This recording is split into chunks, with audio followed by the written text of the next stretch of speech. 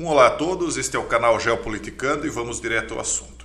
Eu tenho certeza que nenhum de vocês tem dúvidas de que o país que mais saiu perdendo nessa disputa entre os Estados Unidos e a Rússia foi o país escolhido como campo de batalhas entre os dois, que é a Ucrânia.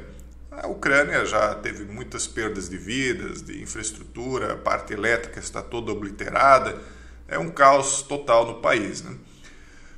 Mas, indiretamente, o país que mais saiu perdendo depois da Ucrânia foi a Alemanha e, posteriormente, todos os demais países da União Europeia, e depois isso foi reverberando no resto do mundo, todos nós perdemos de alguma maneira, né?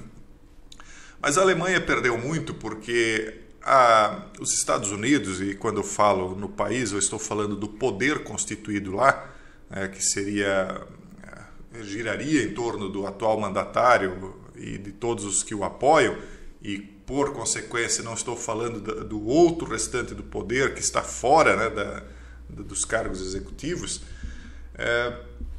Então essa parcela do poder norte-americano acabou pressionando a Alemanha e o restante da OTAN a aderir a essa disputa contra a Rússia, e acabou desequilibrando então a disputa, né, que estava acontecendo a favor da OTAN, até o momento é o que nós estamos percebendo, e acabou então sancionando também a Rússia, mas tendo consequências principalmente econômicas no campo energético, né? A Alemanha era muito dependente do gás russo, vocês sabem o que aconteceu com Nord Stream 1 e 2, que foram sabotados, enfim, a Alemanha saiu perdendo muito. Mas há uma outra disputa acontecendo entre os Estados Unidos e a China no campo comercial.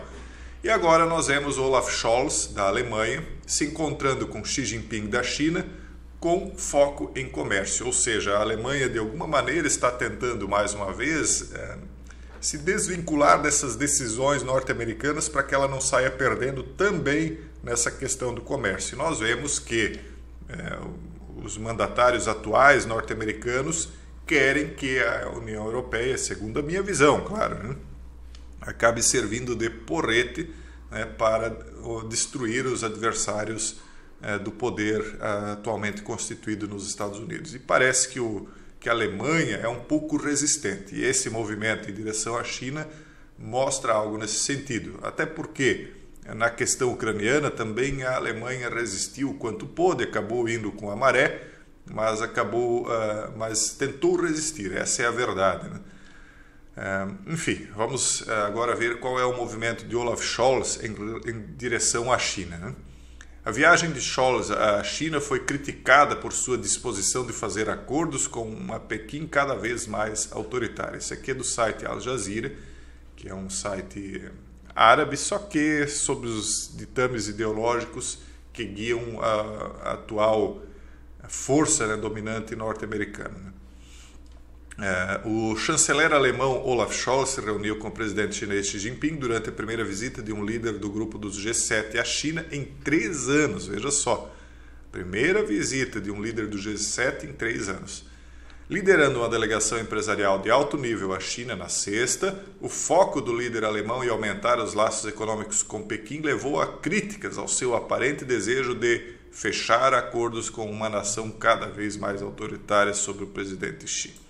Na verdade, a preocupação deles não é se a nação é autoritária ou deixa de ser autoritária, mas é o fato de que a Alemanha é uma potência econômica, é uma potência de cérebros, lá há muita engenharia, muita criação, né, de todo tipo de melhoria aí.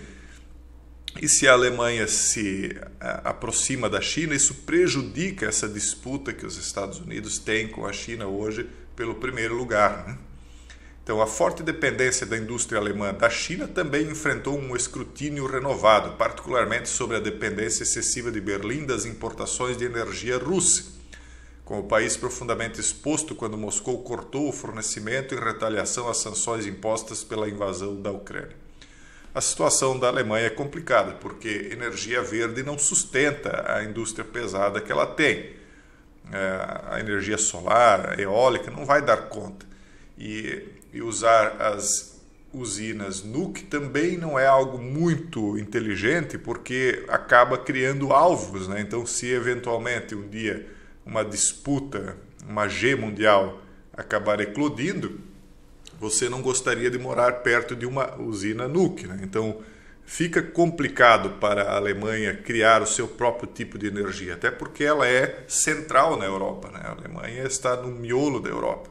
Então ela está sempre como um alvo, né? Um alvo grande ali, né?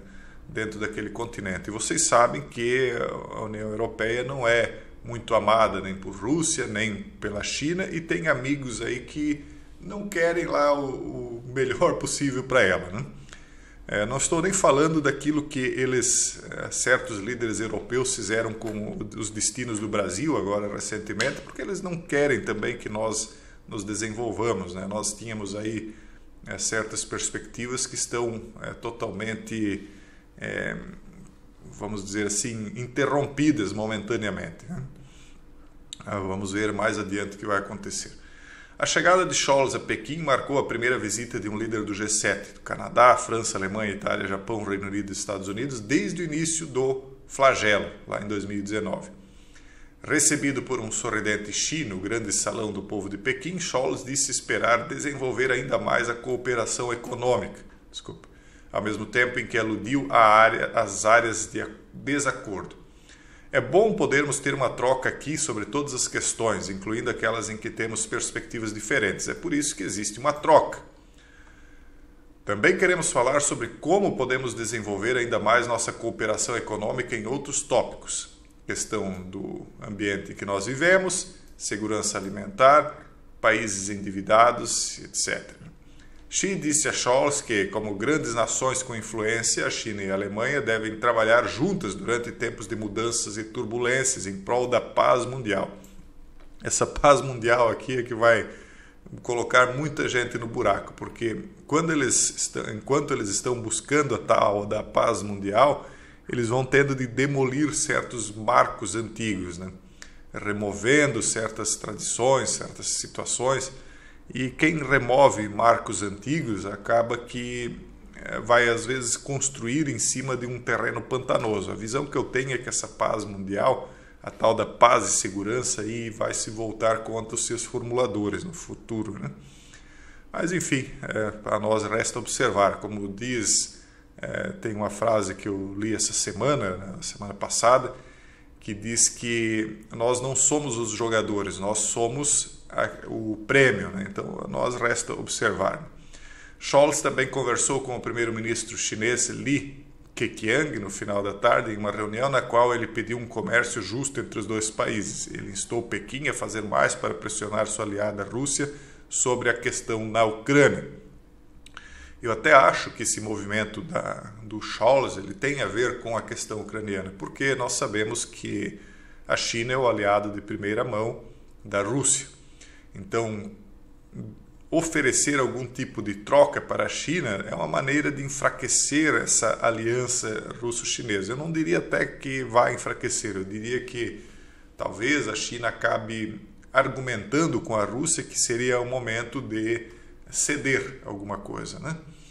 Então, você cede aqui, ganha lá, e parece que a questão da Ucrânia ela vai começar agora a dar uma segurada, mas não quer dizer que isso se mantenha, né? Então pode ser que essa situação dê uma arrefecida por enquanto e depois volte com tudo. É uma maneira aí que eles estão buscando, né, de trazer a paz ao mundo e não levar à terceira G. Vamos ver, há ainda algumas tentativas nesse sentido. Eu disse ao presidente Xi, diz o Scholz, né, que é importante que a China use sua influência sobre a Rússia. É isso, né? Em uma reunião da qual o líder chinês insistiu que não havia tempo suficiente para perguntas.